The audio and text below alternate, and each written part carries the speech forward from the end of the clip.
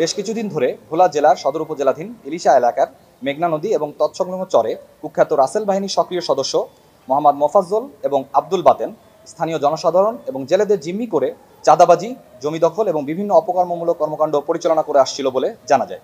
এরূপ তথ্যের ভিত্তিতে বাংলাদেশ কোস্টগার্ড দক্ষিণ জোন উক্ত এলাকাসমূহে গোয়েন্দা তৎপরতা বৃদ্ধি করে।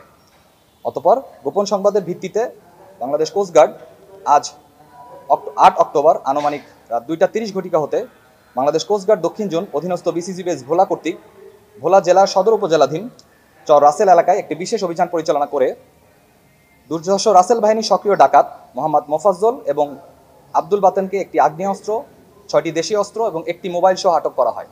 পরবর্তীতে আটককৃত ডাকাতদের জব্দকৃত মালামাল সহ ভোলা সদর উপজেলার মডেল থানায় হস্তান্তর কার্যক্রম প্রক্রিয়াধীন রয়েছে।